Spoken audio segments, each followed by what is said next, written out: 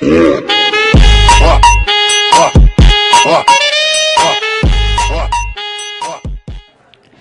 मोदी स्वागत है तव्हांजो उल्हासनगर में।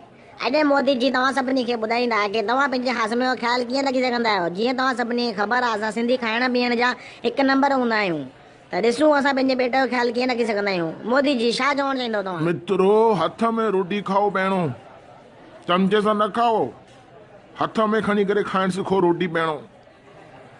मिस्टर मोदी, रोटी खाइण खां पोइ छा कजे? मित्रो, एतिरी हाजमोलाई दॿी ईंदी अथव 20-25 रुपए में, एतिरी दॿी उहा वठी करे रखो पाण वटि, ऐं रोटी खां पोइ 2 गोरियूं खणो, ॾिसो तव्हां पेट कीअं साफ़ थो थी वञे। दोस्तो, मां सची चवां तव्हांखे, मां उल्हासनगर में जॾहिं खायो आहियां न, मां सिर्फ़ु रोटी थो खावां, ऐं हितां जी रोटी एॾी मस्तु आहे, एॾी मस्तु आहे, बसि चई बसि कर। हिन करे मां तव्हांखे सलाह थो ॾियां कि हाजमोलाई गोरी रखो पाण वटि। हा, सची चयो आहे। असांजे उल्हासनगर रोटी आहे एॾी मस्तु कि केरु पाण खे रोके न सघंदो।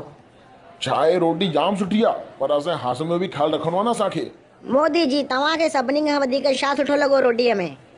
मूंखे सॼे उल्हासनगर में GST वणी, गुआर, सिंगियूं ऐं तूरियूं। मोदी जी, हे वाटूमल अथव, हे तव्हां कुझु सलाह वठणु आयो आहे पंहिंजे हाज़मे खे सुधारण लाइ।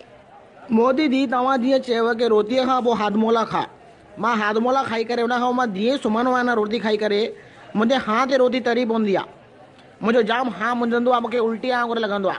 उन लाइ मां छा करे सघंदो आहियां, तव्हां ॿुधायो। मिठा, पहिरियों त तूं रोटी खाई करे सुम्ह न, ऐं जीअं तूं रोटी खाएं थो हेॾे होॾे कलाक खनि चकर ॾे न। सही आहे, सुम्हो न रोटी खाई करे। मिठा, सिंधी जी का ख़ासियत अथई, उहो एतिरो पंधु बि न कंदा अथई।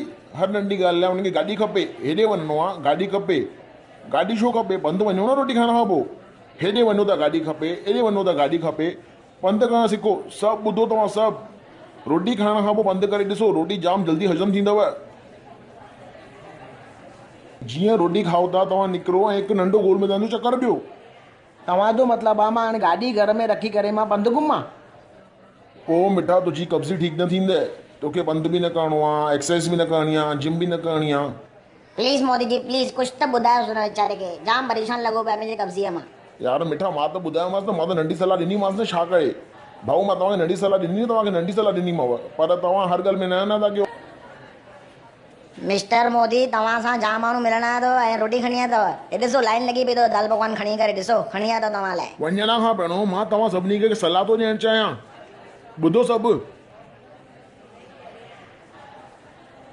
ॾिसी करे रोटी न खाओ, हे खावां न खावां, जेको वणेव उहो खाओ।